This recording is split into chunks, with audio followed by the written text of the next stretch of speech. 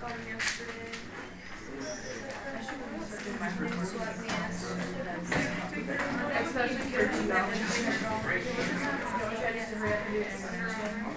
I'm like, Stop it. Okay. So we'll start talking about the Gilded Age today, and this is a Gilded Age slash progressive era is what we're going to be talking about in this unit, which will be taking us up to World War I. Okay, that's the era that we'll cover now. And if something is gilded, what does it mean to be gilded? Do I know? Have you ever seen anything that is covered in like gold leaf? You ever heard that before? So they take like a gold paper, they wrap it real tight around and rub it so it looks like the whole thing's gold. But if you scratch it, you find that it's not gold underneath, and so that's why they kind of called this the Gilded Age, where people thought, it's shiny and gold, when actually under the surface things aren't what they appear to be. That there was problems in the cities and other things. There were very wealthy people, and we were industrializing, and we were doing all these neat things, but there were issues. And so that's why this is called the Gilded Age. So we're going to look at what was going on during this Gilded Age. It was a very popular time for politics in America. It was one of the times in America where we had 80-some% of the population voting, which is high. Today, if you get 50 or 60, you're doing pretty good. This was 80. So they were doing real well, and it was popular. People wanted to be involved in politics and see what was going on. So we're going to look at all of these things as we go through the notes today. Here are our goals for this unit. What were politics like? What reforms were being enacted? What were the problems in the city governments? And what successes did these reformers have? And there were a lot. We'll look at these at the end of the day.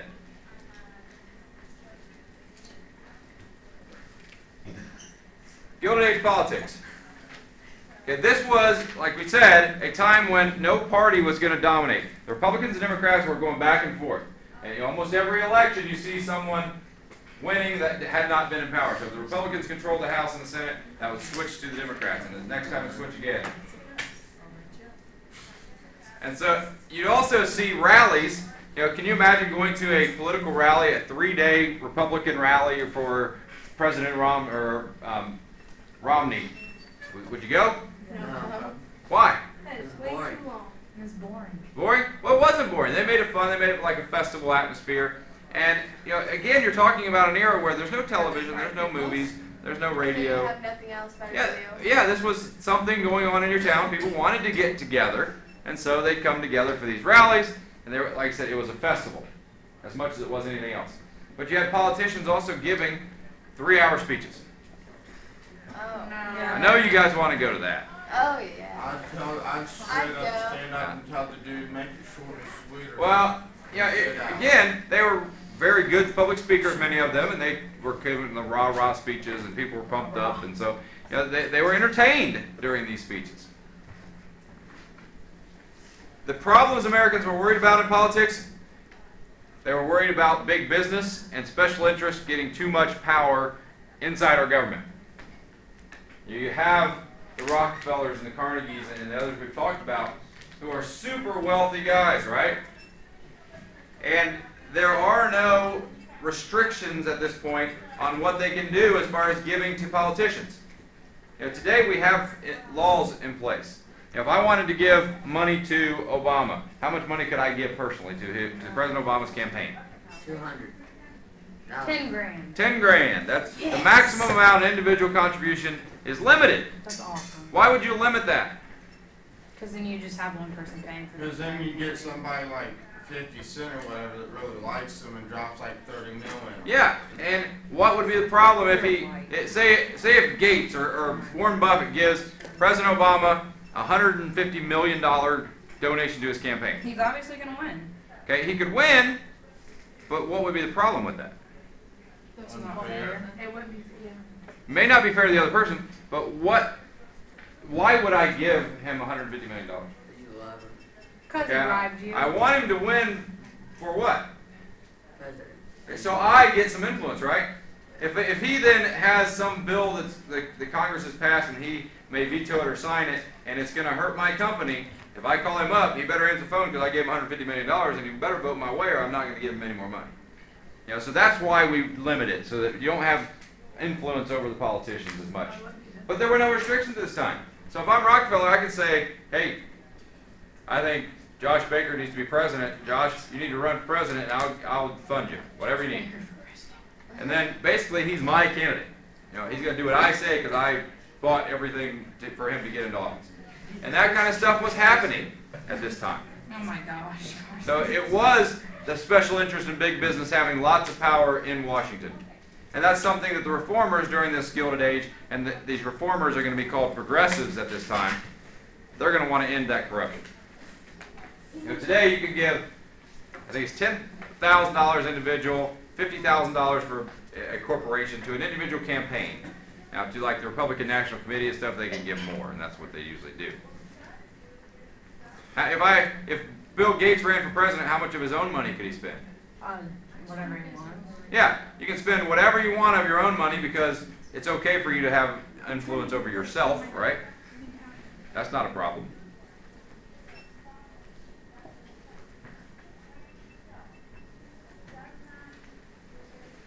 And we've had candidates do that. Ross Perot was the last one, a really wealthy guy that ran for president and basically spent, I forget, he spent $10 million or something of his own money to run. Nice. Didn't even win. Huh? Didn't even win. Nope. That kind of sucks. He's doing okay. Yeah, probably. He's got a couple billion left. So he'll be all right.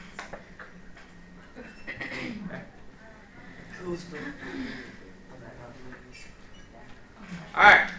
Something that was set up also during this Gilded Age was the Civil Service Commission. Civil Service Commission was an agency in the government to try and make sure voters were, or not voters, but workers in the government were qualified. There's a lot of bureaucratic jobs. Bureaucratic jobs are just government jobs, basically, that do what the government wants them to do. The problem we had in government was patronage. That's one of your terms, patronage. Patronage system is basically to the victor go the spoils. Have you ever heard that before? No. Basically, if you win, you then get to pick people to work within the government. And that's how it had always been, and it was getting to the point where they were getting lots and lots of people coming on board with every new elected person, and they weren't qualified. They were just saying, okay, now I'm president. Savannah, you worked really hard for my campaign, and I want you to be the Secretary of Education. I know you didn't go to school past the 8th grade, but you do a fine job. You know, that's what was happening, and so we were getting very inefficient, sometimes corrupt government officials because of patronage. Because patronage was me awarding people with jobs because they helped me get elected. That's patronage. And it happened. It happened so badly that it ended up getting a light shine on it because this guy that kills Garfield, President Garfield, is assassinated by someone that expected to get a job and didn't. Now, he was a kind of misguided person and should not have expected to get a job. He gave one speech for President Garfield, never worked on President Garfield's campaign, but he thought he got him elected and he wanted a job. So he goes to the White House every day when he's elected, expecting to talk to Garfield and get a job. And finally they had to ban him from the White House and get a restraining order basically against him to Garfield. And then he goes out and buys this new shiny gun because he's going to kill the president. He wants it. He said he made the comment that he bought a new shiny gun because he knew it'd be in a museum someday. And then he goes and he kills President Garfield in the street. That's so freaking weird. Is it in the museum? I'm sure it's in the Smithsonian somewhere. I'm So, gonna yeah, go kill but him just so his whole point was I should have got a job because I helped it, because he should reward me for that. And so they create this Civil Service Commission that now says for most government jobs, you have to be qualified. And you have to pass the Civil Service test that says, okay, you have the intelligence and the training or whatever you need for this job, so that we get a more efficient government. And we're not just getting people thrown into jobs that they have no idea how to do. Now, it used to be, I don't know that they still do it, like if you want to be a mailman, you have to take the Civil Service test. Kind of like the ASVAB and other things for the military.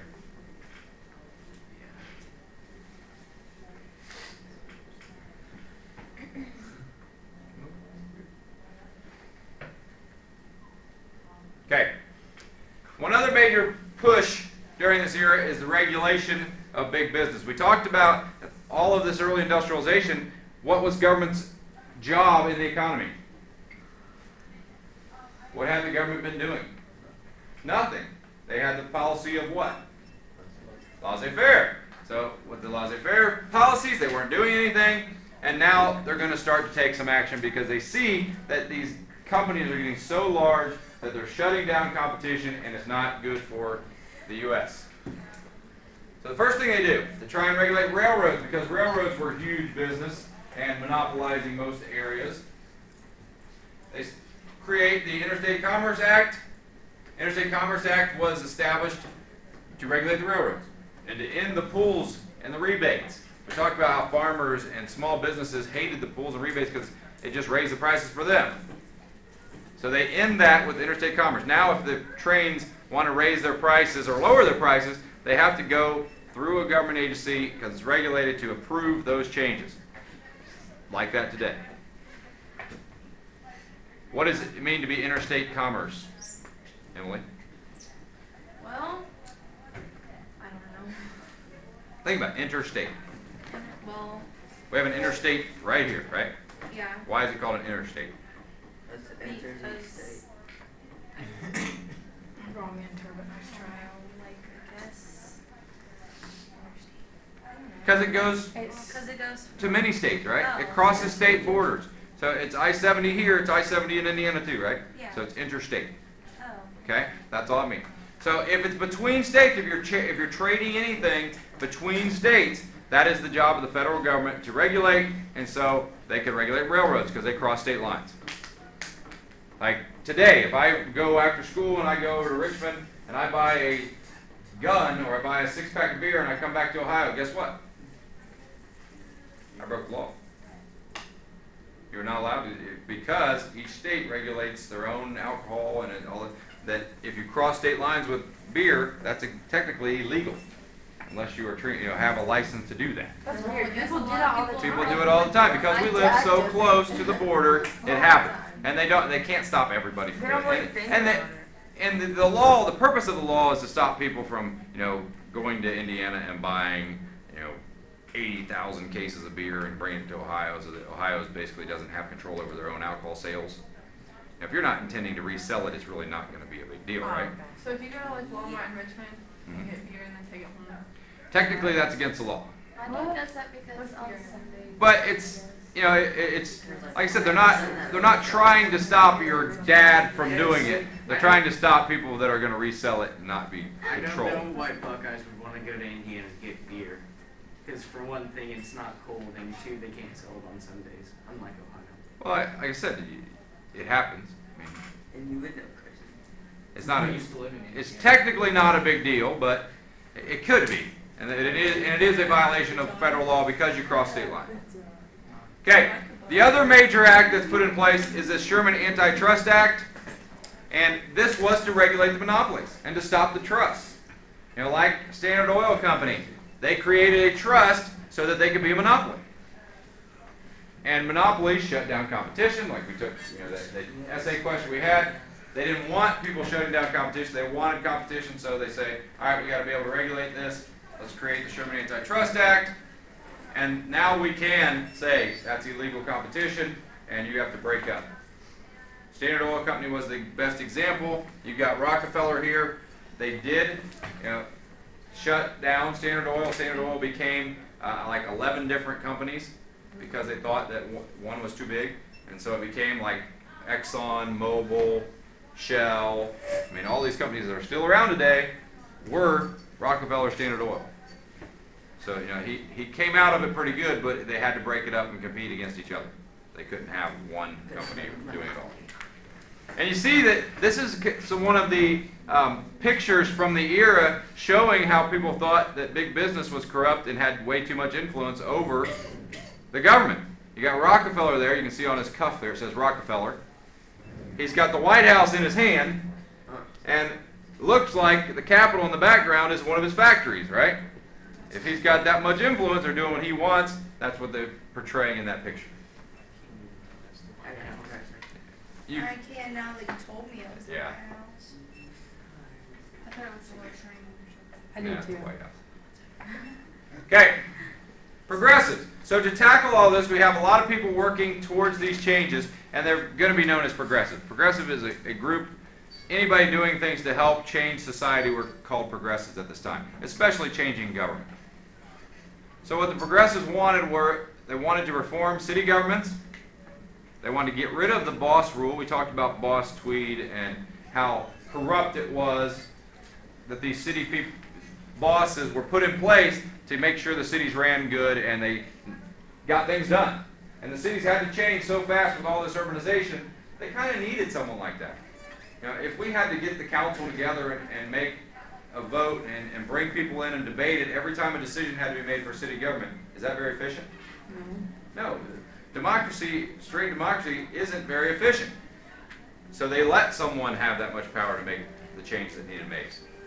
Well, the corruption that went with it showed them that we can't keep doing this. If people are getting rich, they're not doing what they're supposed to be doing. We need to get rid of the city bosses and start getting elected officials in there. And they're going to be successful at that. Today, if you look at cities, who runs the cities for the most part, big cities? Mayors. Okay.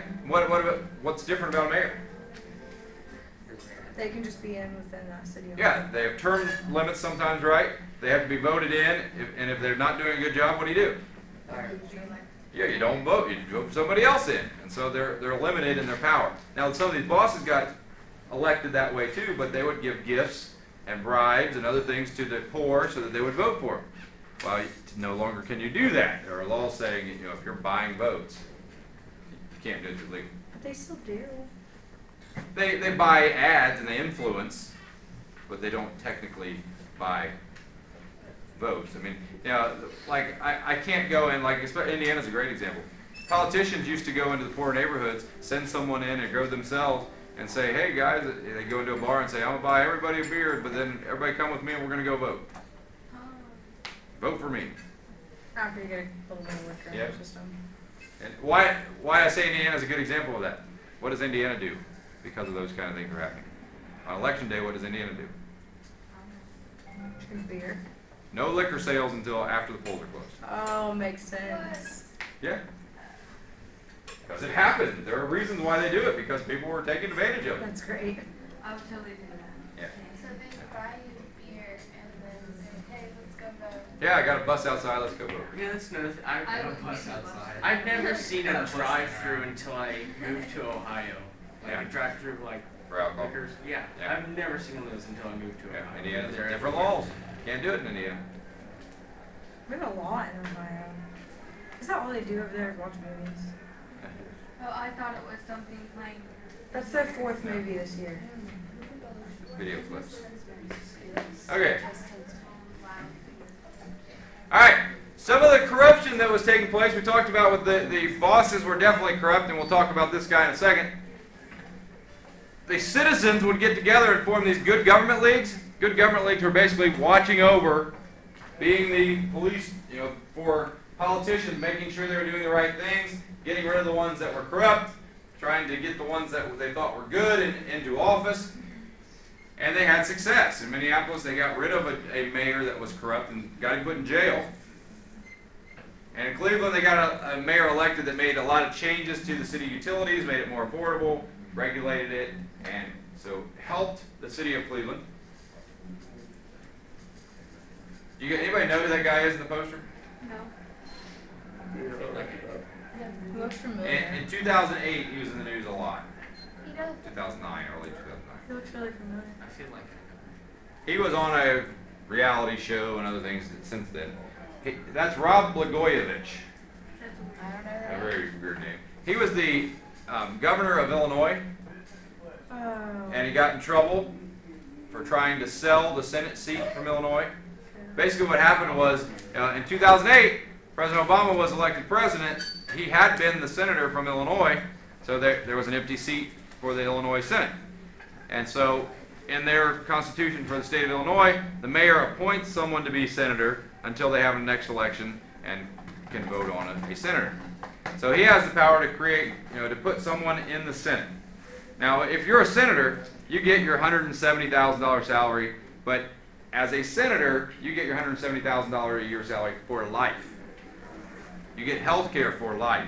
For You life. get, yes, that's a perk that the Senate has given themselves. That's great. So if you go to Senate and you're there 6 years, you get paid forever. I'm gonna be Oh, a so you're senator. paid for not even doing anything. If you're no longer senator, you're still getting paid. I mean, I'm gonna be a senator. basically, it's your retirement, but you get your full salary for life. Wait, so does Now, but there are only 100 of them, and you know, if you get to be senator, you get all that, but you also are one of 100 people making policy for the United States. So you're very powerful. Senators are very powerful. They're, you know, next to the president, senators are. So very powerful. Obama doesn't get paid from being senator. He will. He'll have his Senate salary and his presidential salary, That's so and his presidential. Basically, they get their salary for life too, not 400. It goes down to like 170, but they get that for life, and he gets Secret Service protection for life. Dude, I'm gonna become a senator. Yeah, it's a pretty good job. If you can get it. It's tough to get. There's only 2 for your state, so it's tough to get, but they I'll just do move have to- some perks. I'll just move there. So that's pretty attractive job. He basically puts it out there that if you want to be the senator from Illinois, come talk to me. And he starts talking about bribes and other things to put them into office. He gets caught. He ends up going, you know, being removed as governor and going to court. He never went to jail, but Bruce did. Yep. I wouldn't do that either. Would do what? Marry Obama. I was like, I'm gonna become a senator. She said, or you could just marry one. There you go. Okay. Well, that's where. That looks. Muckrakers, yeah. Muckrakers are the people that are exposing these kind of things. Not just the Good Government Leagues, but also reporters. And they're called muckrakers. That's a term that Teddy Roosevelt gives them. But they go around into the slums, into the cities, and into other places that they know corruption's going on, and they expose it. There was one journalist that got herself committed to an insane asylum because she heard there was abuses going on to the patients. And she goes in, and she lives there for a little while, and then she comes out and writes stories about all the abuses. They shut down the hospital. They get rid of the administration. So she had that trait, like this. Yes. She got herself admitted. How would That's you scary. do that? they use that crazy. You probably go to a doctor. You probably get some doctor to help you, and you do it. So they were abusing patients. They were abusing patients, and they exposed it, and they shut it down. That's awful. Yes. Why would you abuse them? I Now- wouldn't want to be admitted to one of those. No, Oh my but gosh. that happened. That'd be scary. They also went into the city slums and took pictures like we talked about before, and so that inspired people to take action, get involved, and try to make change. There's other muckrakers that made governmental policy changes, like Ida Tarbell. She was a big push for controlling monopolies. She studied all of the practices of the Standard Oil Company for a couple years, writes a book about how Standard Oil puts people out of business, how they are really trying to be unfair in the practices so that they can control the market, and people read about it and say, all right, we need to control monopolies. It's not fair. It's crushing the competition in America. Upton Sinclair, that's the book to the left there, becomes very popular, maybe the most famous of the muckrakers. He writes a book. He goes and works in the meatpacking industry in a plant that is a meatpacking and butcher shop basically in Chicago. And he writes about it. His ideas were he wanted to write about how bad it was for the workers. But he told the whole story. And so people were less shocked about how workers were treated than they were how the meat was being processed. You know, if you have lots of meat and your things are falling on the floor and all this stuff, what's that going to attract? Ew, cockroaches. Bugs, cockroaches, rats. Yeah, lots of rats. So what they did, you know, there were no regulations at the time, so they just throw rat poison all over the place on the floor to try and keep rid of it. Rat They chop poison. the food one and put it back Yeah, on. so the Is rat, that why their Chicago dogs so are the so rat good? poison got into the meat often. People get sick and die. They didn't know what from, but that could have been it. They also tell stories about some of the rats. You know, they'd scoop up the meat, and there'd be some dead rats that might have got processed into the meat. Oh my Yeah. gosh, All kinds of bad that's things. disgusting. It is disgusting, but it was happening. Now today it's very, very regulated. You know, I had my sister-in-law worked for Imes, and they made the dog food. You know, that's regulated too, and it has to be super clean all the time. They can come in and shut you down if it's not. So, you know, it doesn't happen anymore, but there were no laws for it. So he exposes it, and we start to see the Pure Food and Drug Act, the Meat Inspection Act, you know, all these other laws come directly out of people being so upset about this book that, you know, that we need to protect the supply of food, and so we start getting laws regulating those That things. is sick nasty. Yes, it is. I haven't heard that I now. haven't either. Okay, so these progressives, as a group, wanted to improve American life. They wanted to progress society. That's where the term comes from. They wanted to change government into a government that does change society, not just, protects and makes the, runs the army and does a little bit of regulating. They wanted government to be something that was helping and protecting and moving society forward. And so that's where the progressive era comes in. They were never one unified block of people. They were never like all the Republicans or all the Democrats. It was different groups. And a lot of it came out of the church. Going into and establishing like a Salvation Army and helping the poor and doing those kind of things. Help your neighbor. That's kind of a Christian idea. It came out of the church.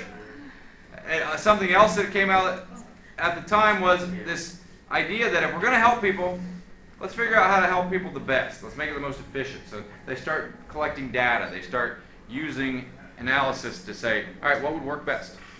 So it's kind of this idea of the revolution, the Industrial Revolution, and studying and saying what's best, but it's driven by wanting to get things better and help people. And a lot of people would say that the Democrats under Obama, they would call him a progressive president. Why? Why would he fit into this? Okay, they definitely took government taking a very active role in trying to help. So that, like the stimulus plan. What other things did he do to change government? Yeah, Obamacare, the health care plan. By creating a whole big agency to do health care that the government hadn't been doing, that is, a idea that progressives may have supported. So people often would say he's progressive. But we still have a government that doesn't do a lot. They're starting to regulate, they're starting to do some things, but at this point in time, the U.S. government is not very big. Okay? It's not nearly what it is today. And it's not going to get really big until we get into the Depression, and then we start to see government trying to do more and more and more. Huh? The other, not today. Okay, here are the ideas they worked for. Okay, this is what you need to know about progressive, what they're working for. They worked for education. They wanted high schools in every city in America. That hadn't been the case. They were working for it. No. They wanted women actively involved in this movement. Okay, so they wanted women. They thought women were superior to men morally. So why, if we wanted to make things better, wouldn't we have women engaged in it? And so women were very active as progressives. And it's going to make a major push for women to get the right to vote, because they don't have it at this time. They wanted to end child labor in America. And this Wisconsin idea that you're going to learn more about when we get to the activity for the day really changed how state politics were run. And Wisconsin got a governor in, Robert La Follette. He changes all kinds of things about the government, and everybody's sitting back in the other states saying, that's not going to work. Every business is going to leave Wisconsin and go somewhere else. And it didn't. Wisconsin's economy got better. And so other states started doing what they did. And so we'll see what changes were made in the Wisconsin idea.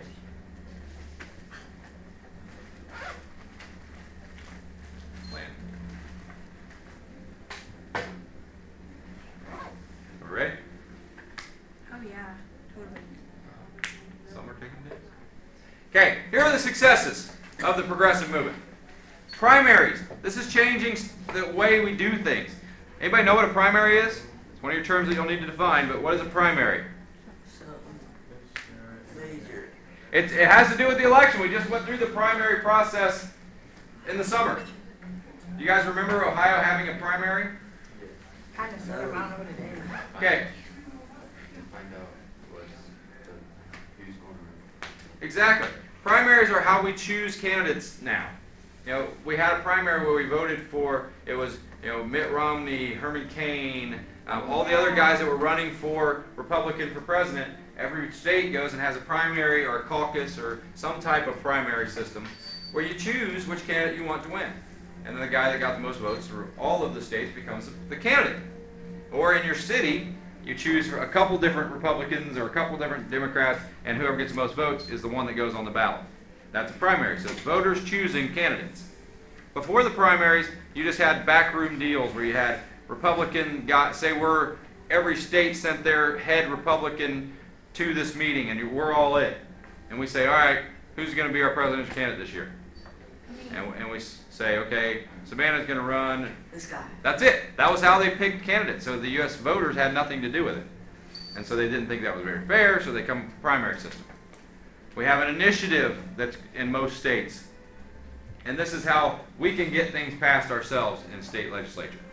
So if we wanted to set term limits and say you can only be a congressman in Ohio for 4 years and then you gotta leave. You can't stay there and just be a politician. Would they vote for that? No, yeah, the politicians want to stay there. They're not going to vote and pass that. So what we could do is get enough signatures in the state, get it on the ballot, and the whole state could vote for it. We vote term limits in, and it happens. So why is it always 4 years? Why is it always? I'm just making For it up. no, like for a presidency, why is it 4 years? That's what we believe was long enough to actually do something, and not too long that you become too powerful, and so they just chose 4 years.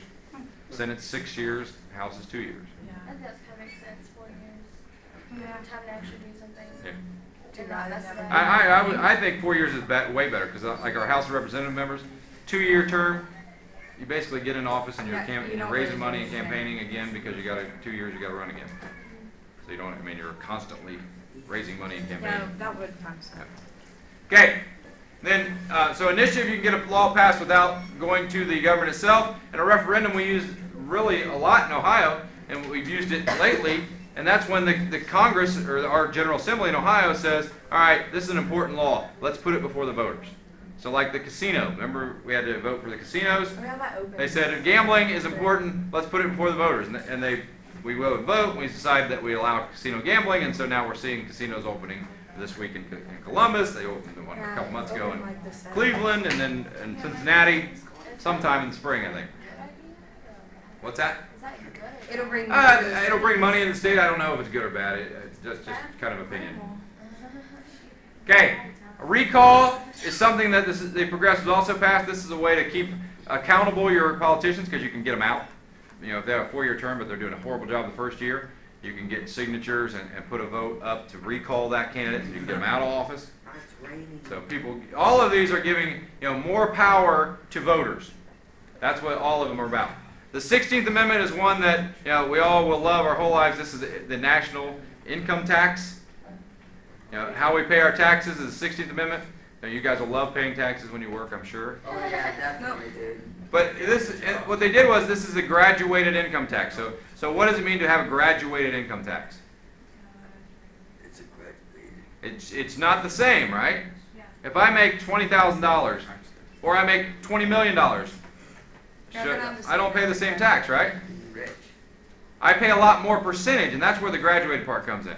So if I'm making $20,000, I may pay 5% of my income goes to the federal government taxes. If I'm making $20 million, maybe 40% of my income goes to the federal government taxes. And the idea was they can afford to pay more, so they pay more. And it's a higher percentage. And so that was the 16th Amendment. The 17th Amendment meant we directly elect our senators from each state. So it used to be that the legislature just chose them. Now we elect them, giving more power to the voters. And the end of rebates for railroads was another success. Okay. Now we're going to do a couple things. You're going to get your e-pads out or your tablets out here in a second, and we're going to go through what we're going to do right now. E-pad. Listen to 2 seconds.